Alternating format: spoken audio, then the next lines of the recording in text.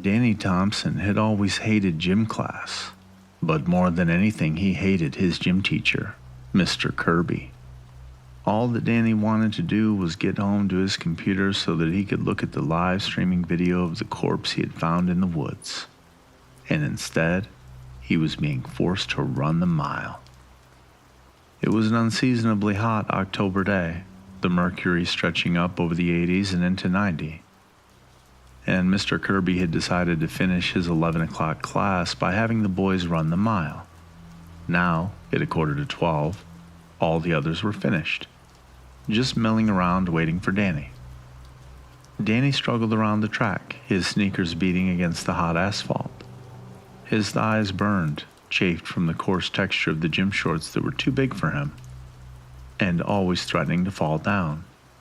Sweat stung his eyes and lacquered his nose, so that his glasses slid down his face. The air felt like fire in his lungs as he panted and fought for breath.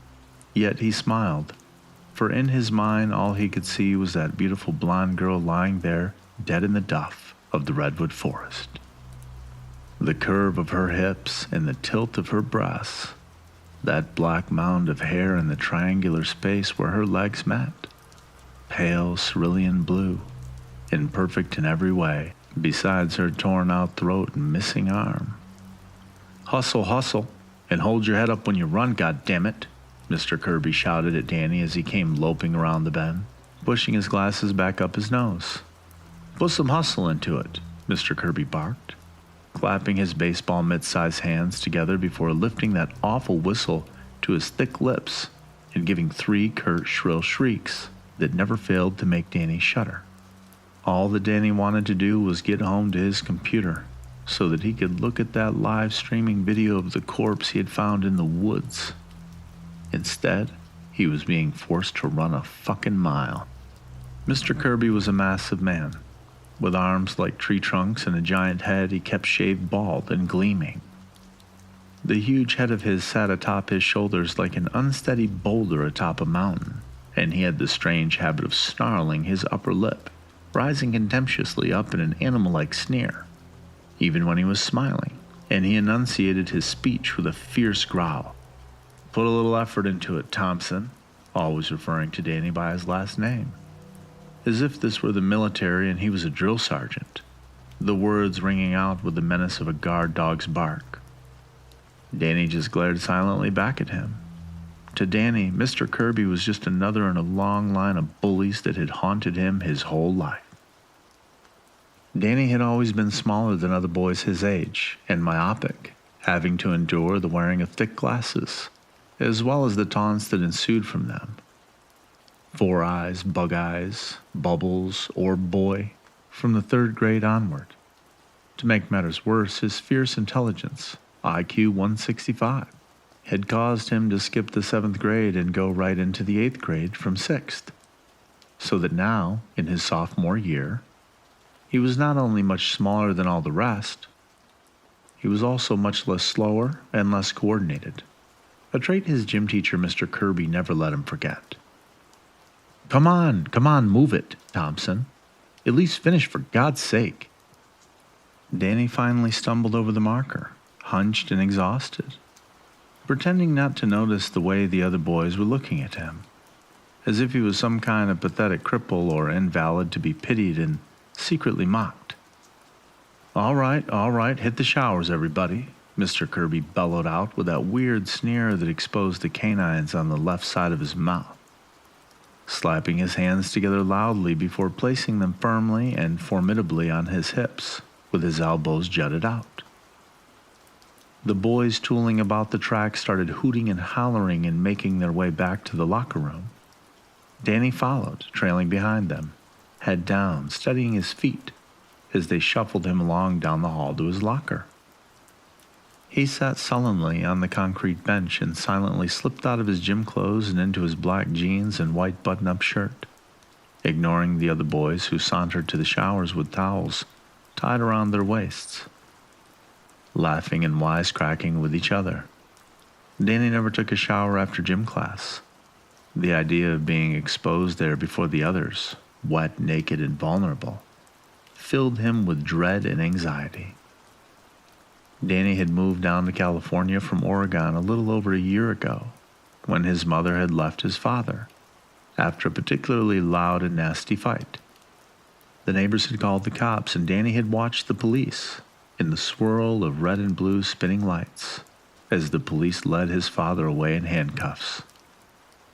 In the morning, his mother had packed up the old Buick station wagon and taken Danny and his 6-year-old sister down to California, to the little college town of Arcata for a new start, getting the hell out of Oregon before Danny's father had the chance to make bail and talk her out of it.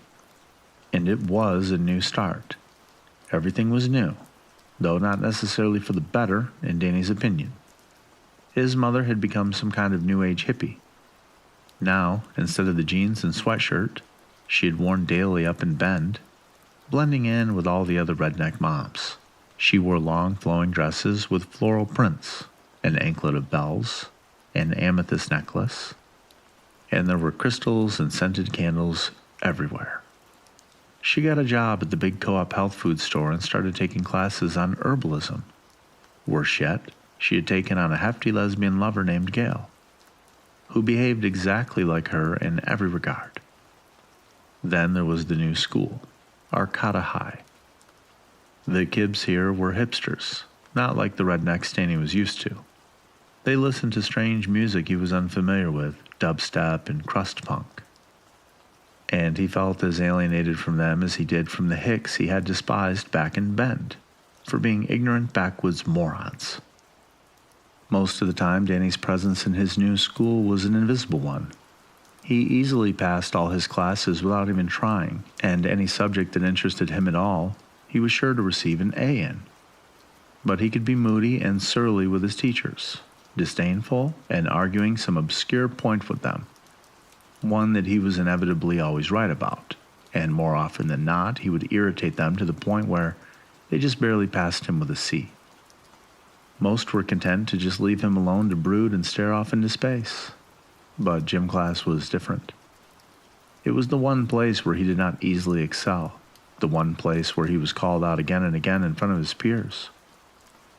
When Mr. Kirby would harshly tell him to put some hustle into it or follow through with a swing, his plump eyeballs peering out from his big bald head in search of students who agreed, Danny would feel like some nocturnal insect exposed to the light of day. The rock that hid him suddenly lifted off so that he was left squirming in the bright sunlight. A writhing, ugly creature trying to scamper off into the darkness and seclusion where he felt safe. The first time he had read Metamorphosis, he had known exactly what Kafka was talking about. When Gregor Samsa woke up one morning from unsettling dreams, he found himself changed into a monstrous vermin, and Danny was very familiar with the sensation. It was silent study, and Danny was in the library reading Philip Carlo's The Night Stalker for the 4th time. A streetcar named Desire was going to be the school play that year, and a group of girls near him prattled on about the girl who had gotten the lead role of Stella. Can you believe Credence got the lead? The one loudly chewing gum and twisting a lock of hair around her finger whispered conspiratorially. She was like so ugly all her life. I mean, just a year ago she was the ugliest girl in school. A dog. An utter dog. A bitch dog, no less. And now she gets the lead role? Are you kidding me? One of them said. I know, right? The other one replied. Listening to them, Danny came under the distinct impression that none of them had even read the Tennessee Williams play. And then he pushed his glasses up his nose, slammed his book shut with a little too much flourish, got up, and skulked off to a corner seat where he could read in peace and quiet. Danny loved the library, the comforting smell of old books, the quiet, the studious manner the place affected, the kindness the gentle old librarians would show when they saw that you truly loved books and were there to read, study, and reflect. He settled happily into a corner seat, surrounded by the long vertical spines of familiar volumes that had become like old friends to him. He looked out at the other students splayed in the wooden chairs and spied a long-haired kid in a faded black Slayer shirt reading the Stephen King book, It. What a fool, he thought, reading about an alien clown named Pennywise, That was scary. What Danny was reading was real. Richard Ramirez, the Night Stalker. Now here was a real monster. Someone who, under the cover of the night's darkness, watched you through your window as you slept, then crept silently into your home while you were blissfully lost in some dream, utterly unaware of death's presence sneaking up on you in the form of this madman Satanist.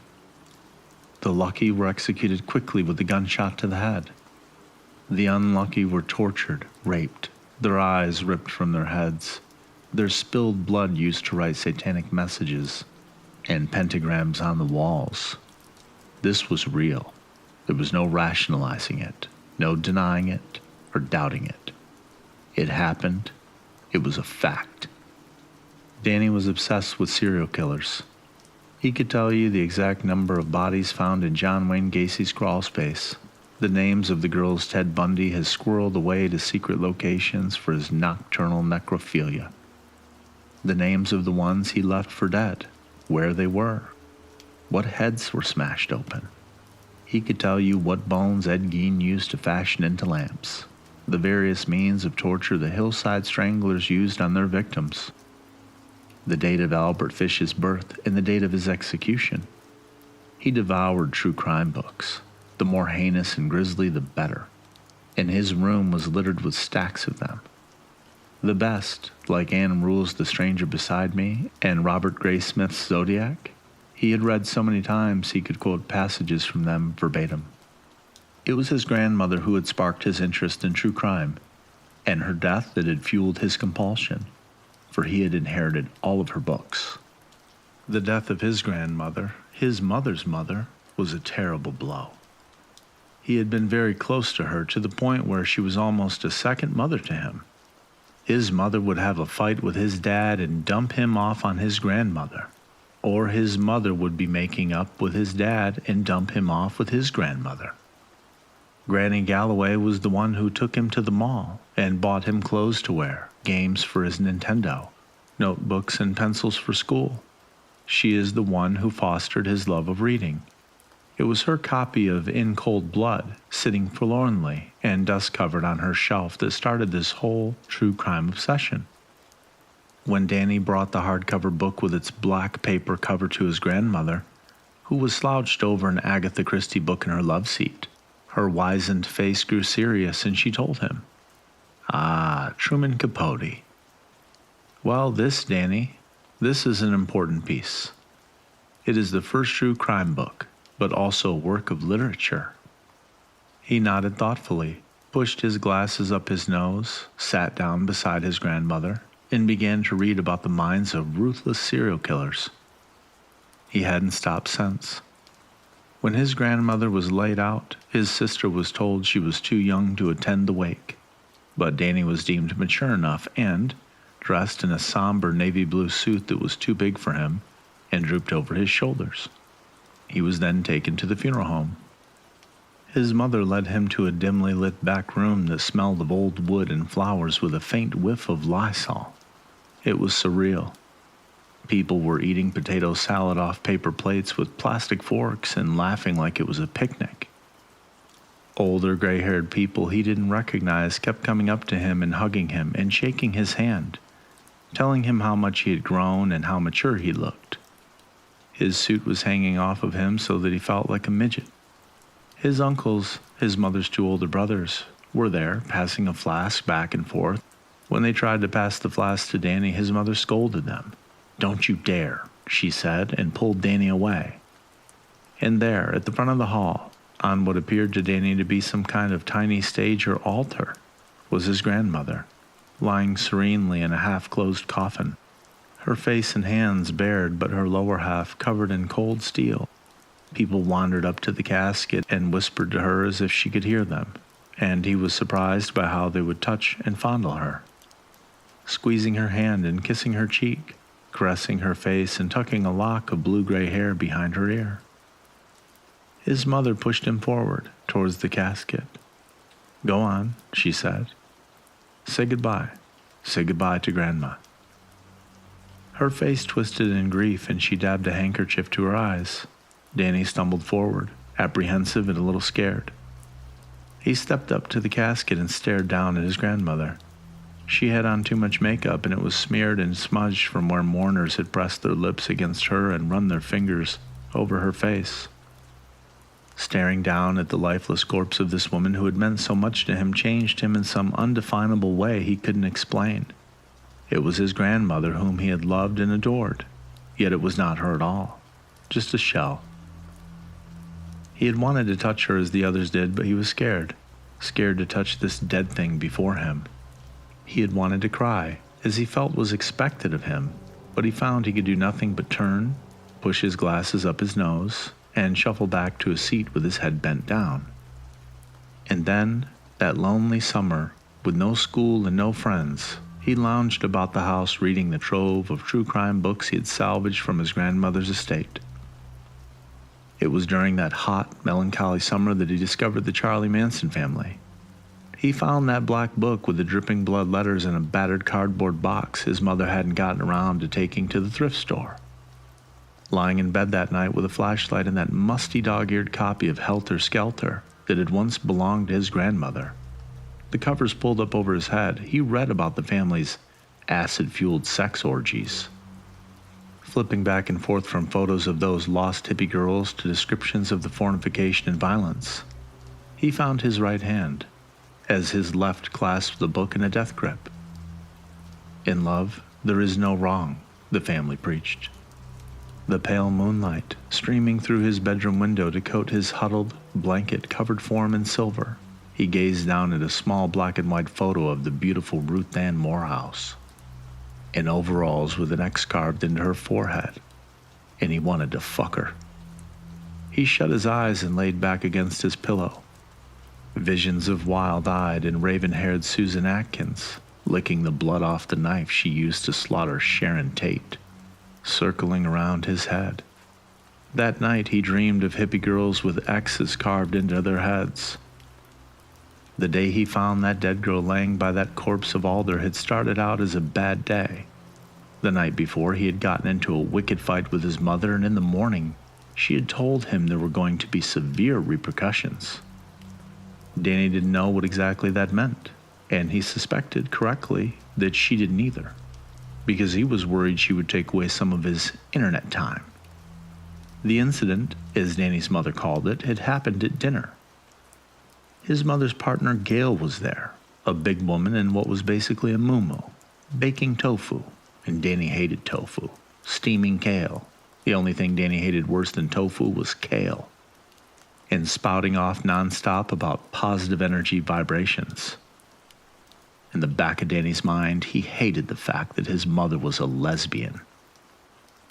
Now, this kale was grown on a biodynamic farm, which means the seeds were planted on the new moon, and it was harvested on the full moon, soaking up all the natural vibrations and rhythms of Gaia, our Earth Mother, she said as she laid dishes laden with steaming food before each of them. His mother nodded along with everything Gail said, whispering, "Blessed be," when Gail set her food down in front of her.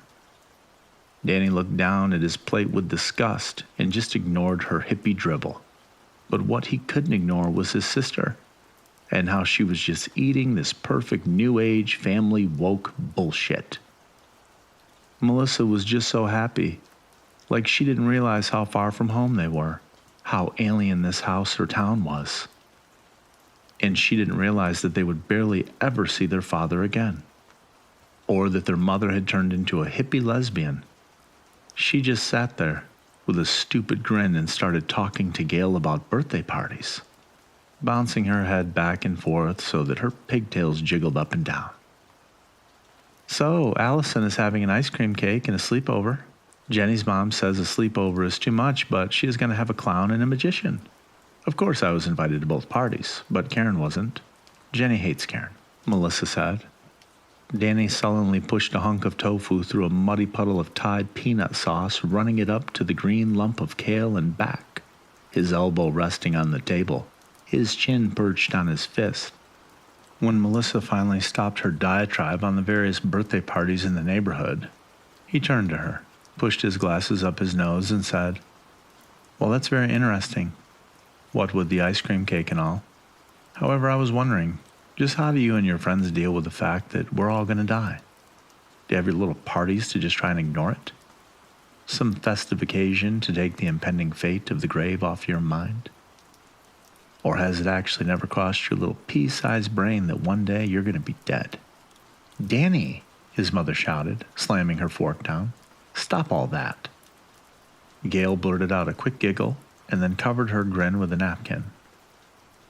"What?" Danny shouted. "It's the truth. Grandma's dead, and odds are, mathematically, that you're going to die next, Mom." He then turned his head to gaze at his sister, dramatically pushed his glasses up his nose, and squinting his eyes, murmured with a low, quiet voice, "And then you, Melissa." Melissa's big eyes filled with tears and her lower lip began to quiver. "Mommy, you're not going to die, are you?" Gail calmly plopped a piece of tofu dripping with sauce into her mouth and while chewing it loudly, lips smacking, stated, "Well, I see death as just another change, and when the time comes I will welcome it as part of my soul's journey." Melissa's eyes grew wider and wider, tears brimming until they began to float on her cheeks. She then let out a terrible wail and shouted, "I don't want to die. I don't want to die, Mom." Danny's mother threw down her napkin, pushed out her chair, and quickly strode over to the little girl, wrapping her arms around her and pressing her face, a knot of woe, slowly rocking her and stroking her hair. "Shh, Mommy's fine. Nothing is going to happen to Mommy."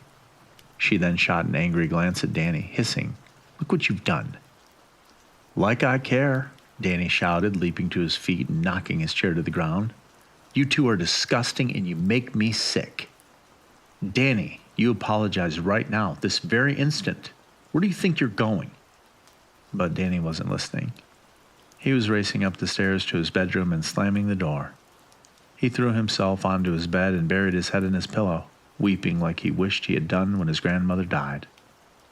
He was missing Oregon, the little house he had grown up in, the quiet street with all the fir trees. He was missing his father, that big burly man with a beard and mop of orange hair who he had hated so very much back then, whom he had feared so very much back then. Awakening at night to hear him come home drunk, slamming the door and breaking things, screaming at his mother till invariably there would be that smack and the sound of his mother's weeping. The next day, at the end of English class, when the bell rang and everyone rose from their seats and started off for the hall, Danny shuffling behind them with his head down, the English teacher called him sternly over to his desk. "Danny, I need to talk with you for a moment," he said. Danny sighed, pushed his glasses up his nose, and walked slowly up to Mr. Jones's desk, literally dragging his feet along the linoleum. Mr. Jones was a stuffy old man with a pot belly who favored sweater jackets with elbow patches over blazers.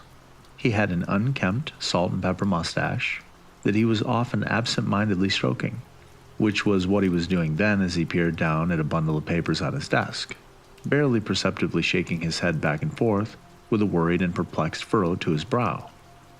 He looked up at Danny, lifting the sheaf of papers and pointing them accusingly at him. "What is this?" he asked agitatedly. Danny mumbled back, barely audible, "It's my English report." The report was supposed to be on Jack London's call The Wild. "This is a report on the 120 Days of Sodom, after I specifically told you that book was not even allowed in the school." Danny shrugged his shoulders. "Well, I couldn't read Call the Wild. London sucks, and everybody knows it. You could have said that as much in your report. If you backed it up with strong evidence, it would have made a fine paper. But instead, you went and did exactly what I told you not to do. Look at this. Do you really think this is appropriate to write in a paper for school?" "Oh, so you didn't like it?" Mr. Jones sighed, used his thumb and forefinger to brush his mustache. "That's not the point, Danny. Look, I'm worried about you. You're smart, let's face it. You're a smart kid. But you have no discipline whatsoever. And you are obsessed with the macabre. Do you ever even think about your future?" "Yeah, sometimes." "Sometimes? What about college? Have you ever thought about that? Where are you going to go to college? Who's going to take you if you don't get your grades up?" Danny shrugged again, picking at a spaghetti stain tarnishing the front of his shirt from lunch. "What, are you going to give me an F?" "You know what? I don't know what I'm going to do with you, Danny. But I'm going to have a conference with your mom. I've already had a discussion with Principal Steiner about it and contacted your mother. We've set a date for next week. Well, that's fucking great. What did you just say to me? Nothing.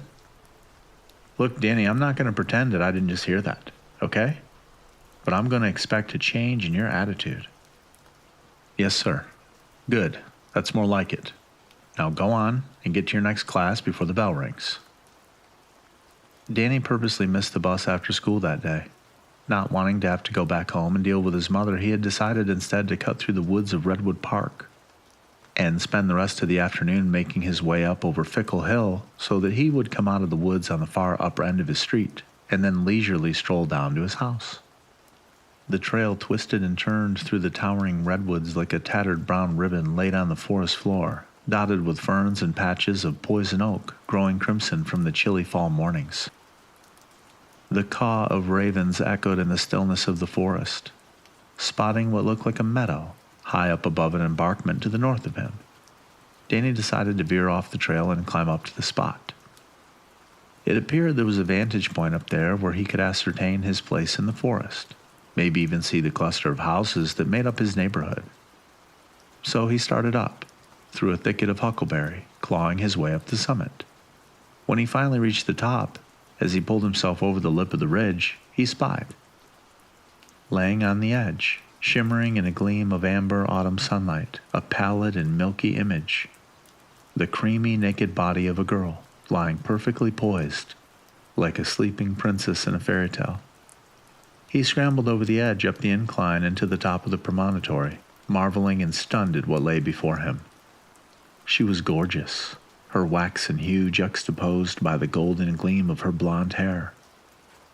Everything that had been rosy and pink on her was now a sallow blue, her lips, her cheeks. She was stiff with rigor mortis, but not rotten yet, and she didn't smell at all. She was fresh, a fresh kill.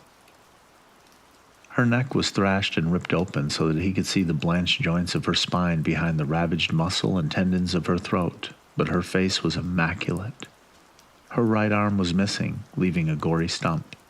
The way it had been torn off, savagely ripped and shredded, not with the surgical precision a scalpel or hacksaw blade would have left, led him at first to believe perhaps the corpse had been mauled by animals.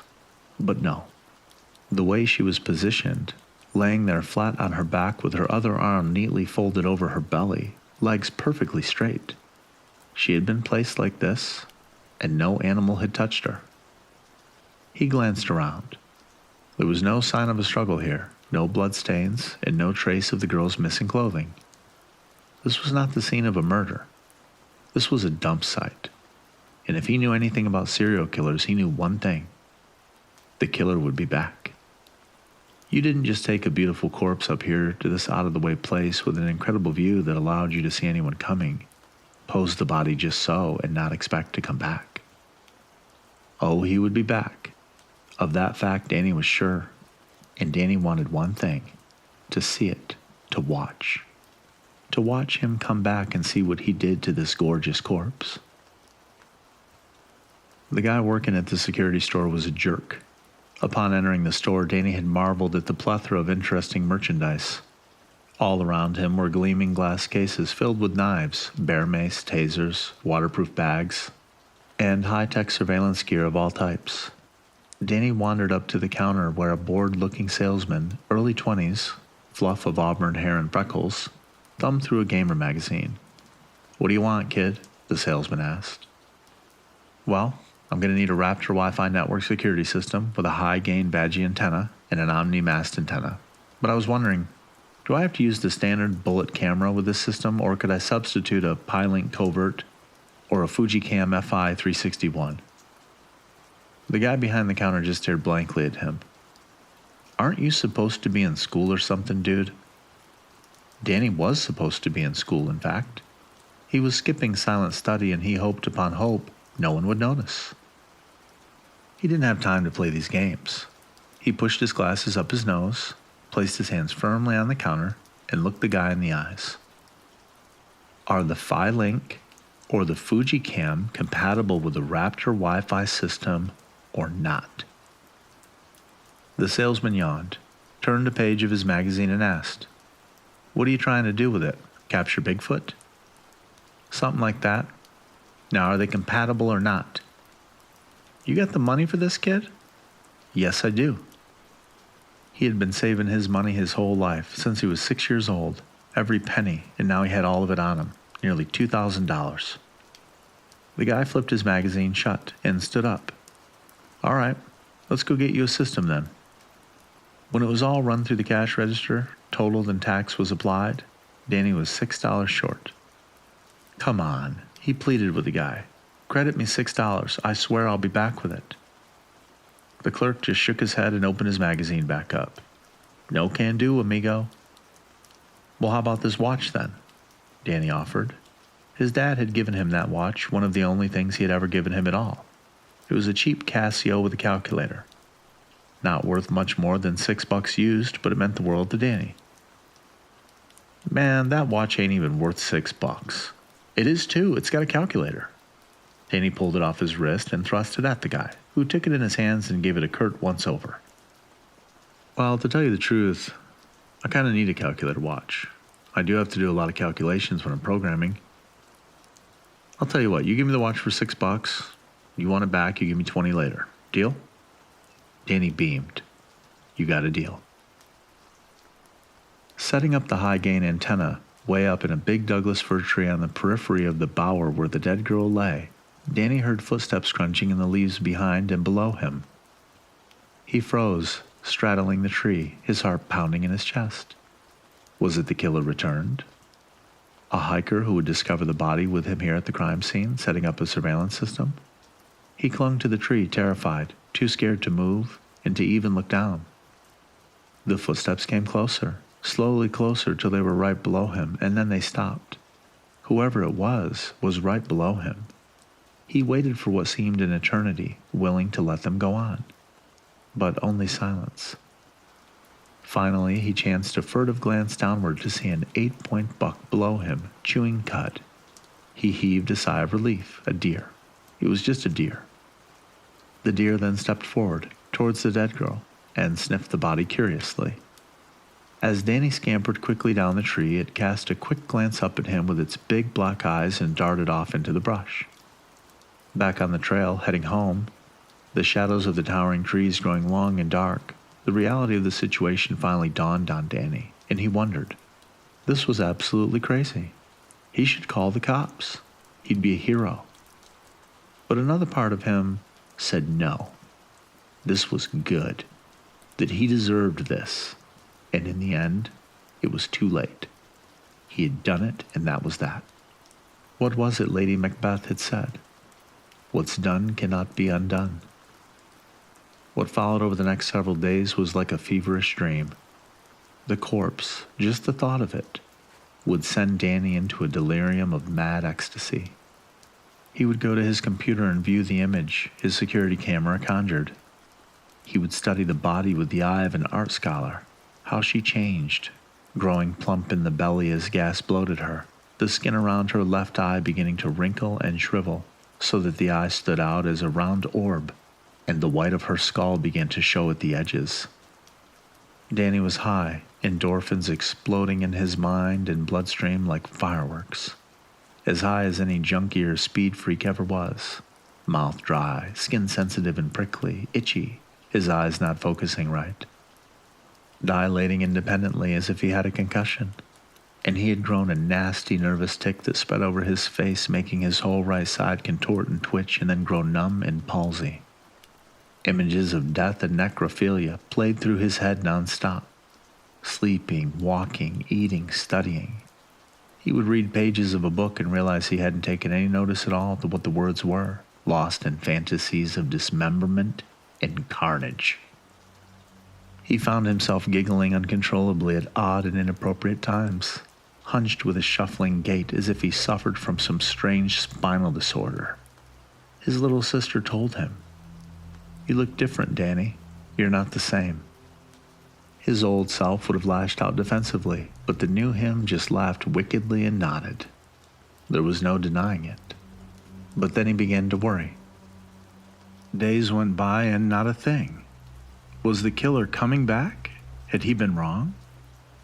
It was only going to be so long before someone found her. A hiker, a troop of Boy Scouts. This had happened at a drainage ditch down in Eureka not that long ago. But then one day, like a revelation, as he stared at the live feed, he noticed a shadow on the periphery of the frame.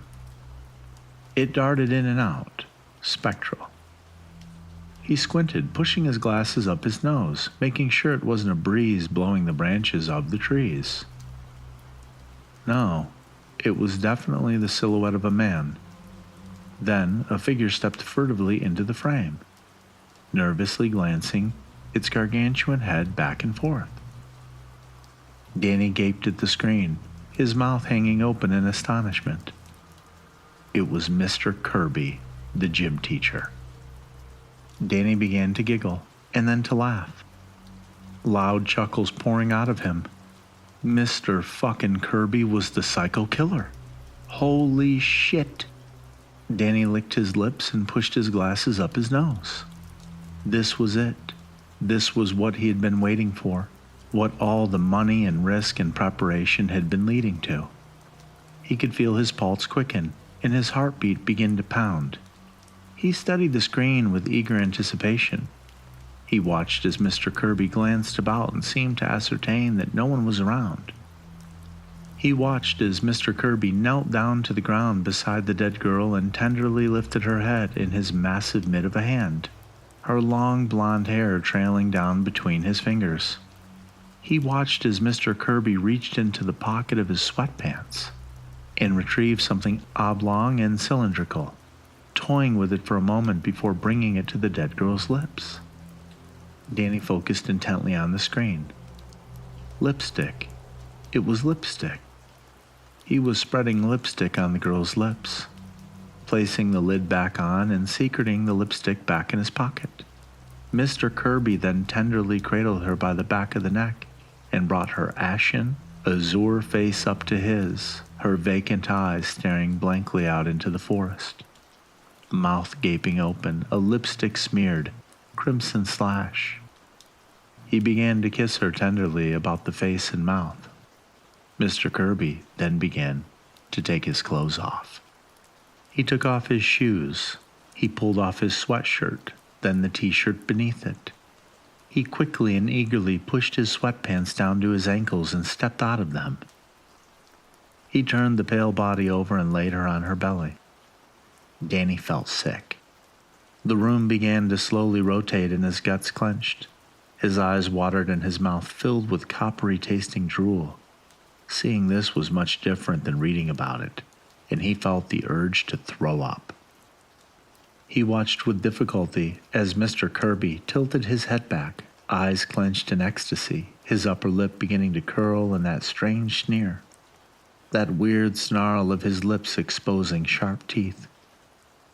Her chin and nose digging down into the duff, her mouth filling with dirt, wide open eyes now caked in filth.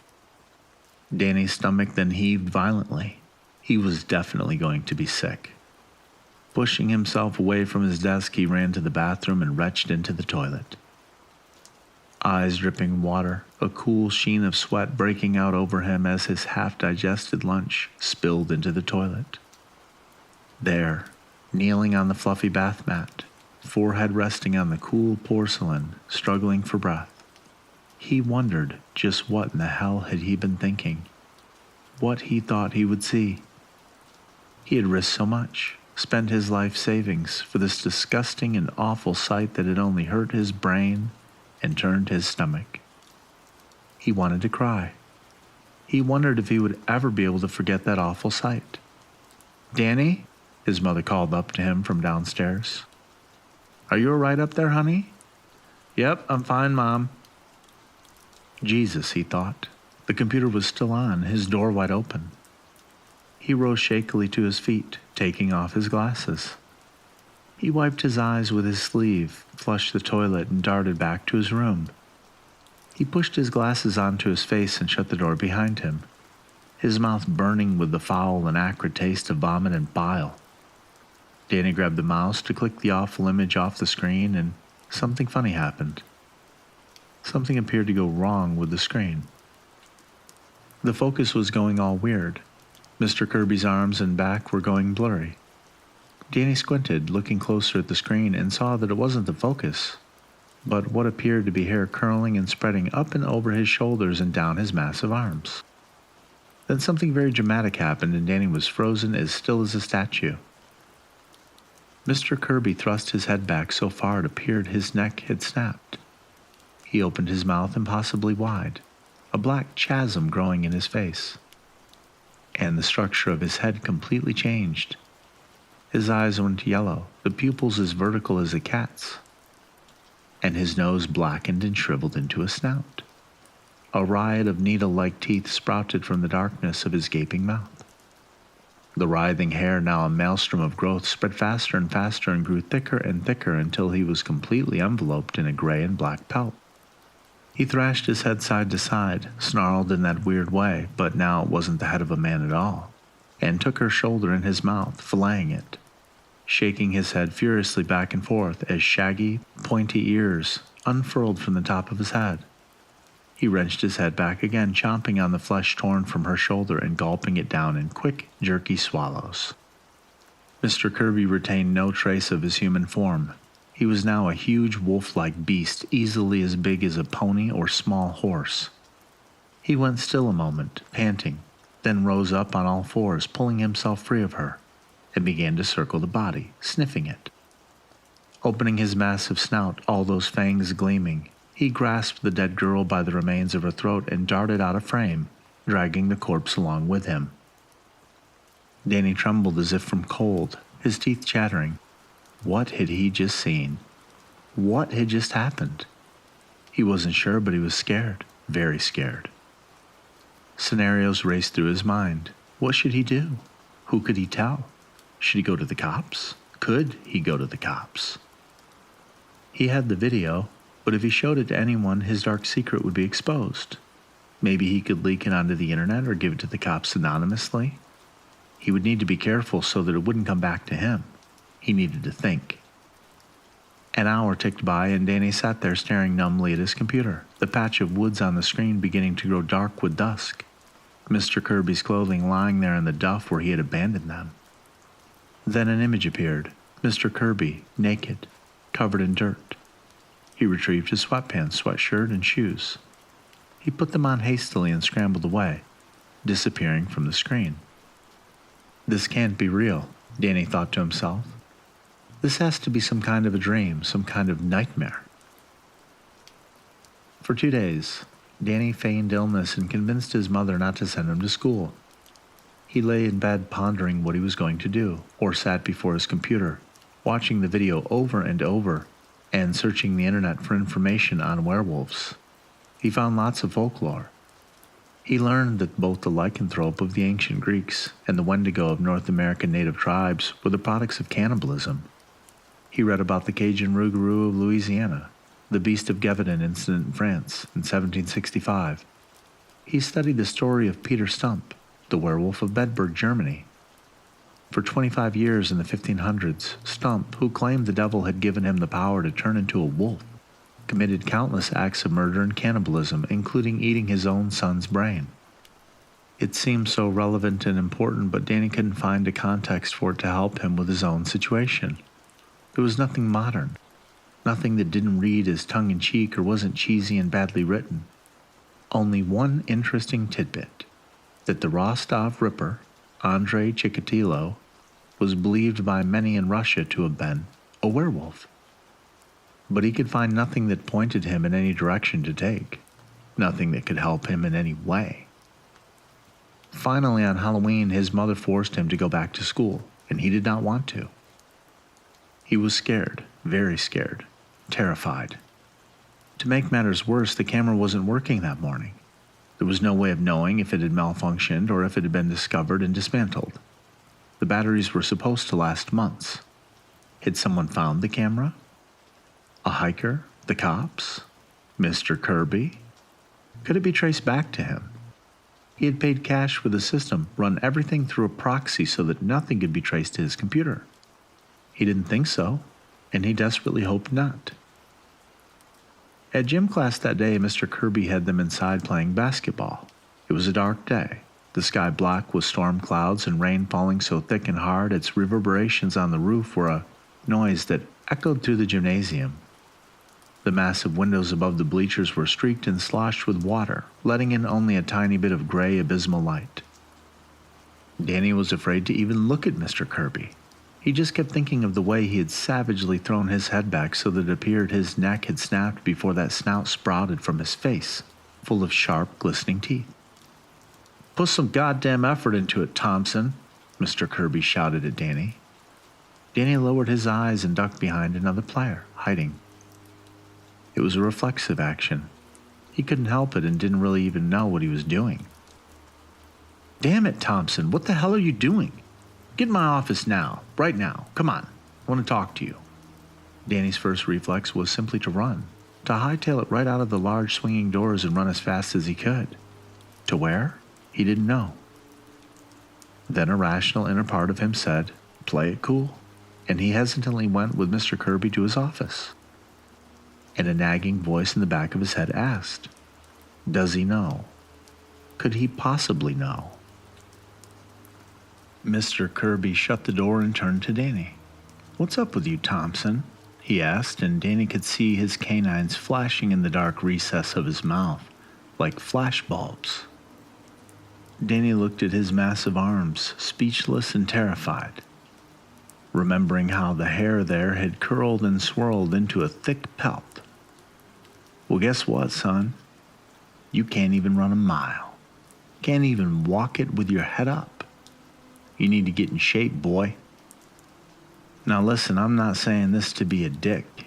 I know you're a year younger than the rest of those assholes out there. I'm doing this because I like you. You got a future. You're different from all the rest of these jerks. And when you get out into the real world, you're going to have to deal with tough guys like me. Tougher than me. Real sharks. Business executives. CEOs. I just want you to be prepared. All right? His eyes then softened and his lips spread into a genuine smile, like he really meant it, and he reached out a hand to jostle Danny's hair. Reflexively, Danny recoiled. "Easy, Thompson. I don't bite. Now go out there and put a little effort into it." Danny nodded, rose awkwardly, and ran back into the gymnasium. His school was letting out, the rain abated and the sky cleared. As afternoon gave way to evening, the weather turned warm and the crickets even began to chirp with the last moments of summer. That night, Danny's mother forced him to take his little sister trick-or-treating. She was surprised that he didn't want to go. "What do you mean you don't want to go, Danny? I thought you loved Halloween. You've been working on your costume for weeks." His costume consisted simply of a black suit with a letter M written in chalk on the back left shoulder, a fedora, and a child-sized doll, naked and covered in bits of gore and fake blood. He had been looking forward to being asked who he was and replying, "The Dusseldorf vampire." When he received the inevitable, "Who?" he would state, "Peter Curtin, of course, who killed over 79 people from 1913 to 1931 before he was finally caught and executed. He had his head lopped off in the guillotine." It had seemed a clever costume, smart, witty, depraved enough to be edgy and dark, even funny in a disturbing way, but no longer. The costume held no allure to him now. He didn't want to wear it, and he didn't want to go out on the streets either. "Well, I don't like my costume, and I don't want to wear it," he said. His mother sighed. "Okay, well look, costume or no costume, you are taking your sister out trick-or-treating. Have you forgotten that you are in big trouble? You need to step up and be a big brother. Take some responsibility around here." Just then, Gale and his sister came down the steps. Gale was dressed as a witch, in a long black gown with a pointed hat, face painted an avocado shade of green. His sister was dressed like a cat, in a black leotard with clip-on ears, a little nose, and whiskers painted on her cheeks. "Can't Gale take her? Look how good they look together." "Meow," Melissa said, swiping at the air. "No, Danny," his mother stated firmly, crossing her arms and tapping her foot. "Gale and I are staying home and giving out candy. Now do as you're told." Trick-or-treating that night was a nightmare for Danny. All the things that had seemed so silly to him in years past, the strange masks, the tombstones and cobwebs, the scarecrows and skeletons, even the jack-o'-lanterns, were now absolutely terrifying. He was scared to even go up the walk to the house with his sister, and instead lingered back, watching her, jumping with fright when a gaggle of kids in zombie garb darted past him. As the sky grew darker and the shadows of the forest fell over the neighborhood, he couldn't take it anymore. It was too much. He felt danger in every lurking stranger, every dark recess between the houses, or behind the shrubs that lined the suburban lawns. He decided right then that he was going to come clean. First to his mom. He was going to tell her everything about finding the corpse, his sick compulsion to put a camera up over it. Then the police. Just come clean and bare his soul. Let them figure it out. Watch Mr. Kirby turn into some kind of monster. He was done. Done with serial killers. Done with true crime. It just felt like a dirty and wretched weight on him, and he desperately wanted out. He was scared. Petrified. And he just couldn't take it any longer. They would go home and he would tell his mother and Gail everything right now. Come on, he said to Melissa. It's getting late. Your bag is full and people are shutting up for the night. Well, look how much candy I got, she said, opening her bag wide for his inspection. Her brown eyes saucer-wide above her huge smile and painted whiskers. Danny choked up and felt more love and tenderness for his little sister than he'd ever felt before. A revelation then hit him, that he had been jealous of her because she was the baby, that he had always looked down at her and seen her as a stupid brat, when he should have been the one looking out for her, the one being strong and giving support. His eyes got wet and he struggled to speak. That's great, Melissa. That's just great. And I had a fun time with you tonight. Me too, she yelped, and she wrapped her arms around his waist and pressed her cheek to his chest, and he clenched his eyes shut and bit his lip so as not to break down crying right there on the street. When they swung the door to the house open and stepped in, Danny could immediately tell that something was wrong. Ordinarily, every light in the house would be on and his mom and Gail would be lounging on the couch drinking wine and listening to NPR, and laughing boisterously. Now there was silence and only one lamp lit in the far corner of the room. Mommy, his little sister called out into the darkness. Danny flicked the light switch, illuminating the room, and something was definitely not right. There was a bottle of wine open on the coffee table with glasses, but one of the glasses was knocked over and dark, red wine. It spilled down off the table and formed a puddle on the floor. His sister stepped forward, the floor creaking beneath her. Mommy, are you there? Danny could feel dread eat into his bones like a parasite, a fat tick gnawing into him. And he knew this was wrong. Something was wrong and they had to get out of there. He reached out and grasped his sister's elbow. No, don't go in there. Come on, we need to leave. The slam of the door behind him caught him off guard and the air in his lungs turned to ice as he reflexively spun around towards the sound to see Mr. Kirby behind him, his round, fleshy face a grimace. His eyelids half shut over his eyes in a horrid leer. His upper lip was curled and the light glared off his bald dome. Gotcha, he half whispered in a growl, and grabbed them both up easily in his thick arms. Mr. Kirby had them all in the basement. Danny, his sister, his mother, and Gail, lined up in a row on the big couch, arms and legs bound with industrial zip ties. Duct tape wrapped around their mouths to gag them. He paced back and forth before them, talking with a sententious tone he gave the gym class when he pontificated on the virtues of effort, discipline, and hustle, slapping a beefy hand into his open palm to make a point. What makes a man a monster, He turned and faced his captives, cue ball eyes stretching out from his giant bald head. Are they born that way? The meaty sound of a hand slapping the palm in the background. Do they learn it from their parents? Is it because they got hit in the head? Can you see it in a child who pees the bed, plays with fire, tortures animals? He then stepped forward and grabbed Danny by the hair and pulled his head up, at the same time lowering his so that their faces were mere centimeters from each other. Do we see it in a child obsessed with murder and death?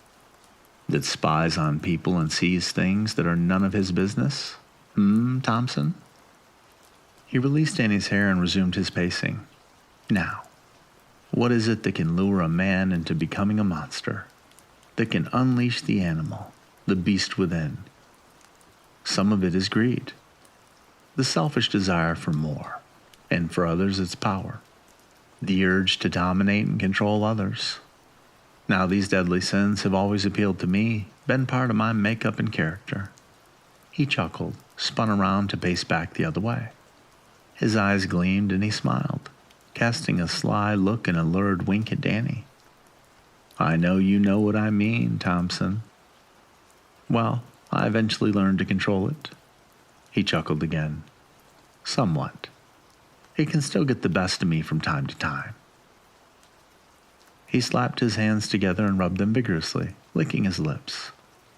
So, Danny, you wanted to know about monsters, human monsters. I've seen you with your little books. So interested. Well, I hope this is very informative. And you wanted a show too, huh? You wanted to watch? You wanted to see a little spectacle? Well, I'll put on a show for you, he said, and he began to undress, sitting down to unlace his shoes, taking them off one by one and placing them carefully aside, before standing and slipping his sweatshirt over his head. I'll put on the greatest goddamn show on earth. He strolled bare-chested to Danny's mother, gently caressed her face with his big hand, wrapped a lock of her hair around his finger. She squirmed and struggled against her binds, her eyes bulging and leaking a torrent of tears, snot pouring from her nose, trying desperately but feebly to scream through the duct-taped gag. You know, Danny, your mother is not a bad-looking woman. Not bad at all. Danny Thompson was not like the serial killers he was so obsessed with. Nothing like them at all. They were psychopaths, sociopaths. There was something lacking in them, something wrong with their minds. They had no feelings for other human beings, no empathy, no sympathy, and no remorse. They couldn't feel compassion or love or fear like a normal human being. And right then, Danny felt many, many things. He felt love for his mother, a deep love for this woman who had struggled to raise his sister and him. Took them from Oregon to try and give them a new life. He felt remorse that he had treated her so unkindly. He felt compassion for his little sister, a good girl, innocent and sweet, who deserved none of this. He felt empathy for Gail, a kind woman who had been nothing but nice to Danny and made his mother feel wanted and loved. But more than anything, Danny felt fear. A deep, all-encompassing fear that emanated from his bones to prickle his skin and filled his mouth with a metallic, salty taste. That shook him to the core so that he twitched and trembled violently as he watched Mr. Kirby step out of his sweatpants, his eyes turning from blue to yellow and black as his gaping mouth filled with fangs and thick and gray-brown hair began to sprout from his skin. Hustle, hustle, hustle, Mr. Kirby shouted at his 11 o'clock class as they came jogging past him. It was November, but it was in the mid-60s and not raining, so he had the kids out on the track. Running taught them endurance, strength, and discipline. When he saw the two men in suits and ties come strolling across the soccer field towards him, he knew exactly who they were and why they were there. The death of the Thompson family was the talk of the town. Stephen Kirby, the taller one with the darker hair, asked. Yeah, that'd be me. I'm Detective McClenny, and this is Detective Standler. Can we speak with you for a minute? Oh, certainly, gentlemen. He put his whistle to his lips and gave a long, protracted blast of shrill noise, accentuating it by clapping his massive hands together. All right, locker room, let's go, everybody. The detectives grinned at each other as they followed Kirby back into the building into his office. So, what can I help you guys with? Mr. Kirby asked as he sat down at his desk. I assume this is about the Thompson incident? The detectives gave each other a quick sideways glance before McClenny asked, So you were Danny's gym teacher? Yeah, that's right. Well, are you aware of what happened? Not the details. I know they were attacked by an animal or something on Halloween, but that's about it. That's right. The wounds are consistent with an animal attack, and the DNA from the hair, saliva, even oddly enough, and we've never seen anything like this before with an animal attack. It was from some kind of canine, a wolf of sorts. Though there hasn't been a wolf in California in over 90 years. And even then, this appears to be some kind of prehistoric wolf that is supposedly extinct. Kirby stared at them with a dumbfounded expression, mouth agape, eyes wide in stupefied wonder. I don't get it. I thought it was some kind of bear or mountain lion. There have been mountain lion attacks here before. Well, yeah, there has, several, as a matter of fact, but never in a victim's home. I've heard of bear attacks like that. Bear comes in to get the trash, mauls the dog, and any human that gets in his way. The detectives then glanced at each other. Yeah, that does happen here in Humboldt County, but this case is different. It seems like a robbery took place as well. Really? I haven't heard about that. Yeah, the boy's room was definitely rummaged through, and it seems his computer was taken. Actually, every computer in the house was taken. We also were unable to recover any cell phones or his mother's iPad. Huh. What we were wondering is what you had to say about this. And Detective Stanler placed his leather briefcase on the desk, clicking it open with his thumbs. He retrieved a thick plastic bag containing a spiral-bound notebook. He looked at Kirby inquisitively as he pulled it from the bag, thumbed through it, and set it before him. There on the page, written over and over, was the sentence, Kirby is the wolf, Kirby is the wolf. Mr. Kirby squinted at the page, shaking the big round dome of his bald head, then puckered his lips and gazed up sheepishly at the detectives. You know, honestly, I'm not surprised that he'd say something like that about me. The kid hated me. I tried to push him. He was smaller than the rest and slower. I just thought if I could motivate him, it would help him in life. Toughen him up. Let's face it, guys, it's a tough world out there. He sighed, blew air through his puckered lips, and then looked back up at the detectives with his eyebrows arched and an earnest set to his eyes. But in the end, the kid just had no hustle, and he shook his head sadly. The detectives peered at him for a moment, McClenny with his hands on his hips, Stanler adjusting his tie. And there was an uneasy quiet amongst them. Kirby stared straight back with a thoughtful expression before McClenny finally broke the silence.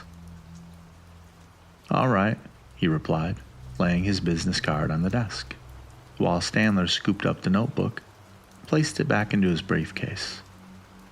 You just call us if you think of anything. Anything at all. Will do, gentlemen, Kirby said, picking up the card and looking at it thoughtfully as the detectives turned from him and left the room. Oh yes, I sure will do let you know if I think of anything.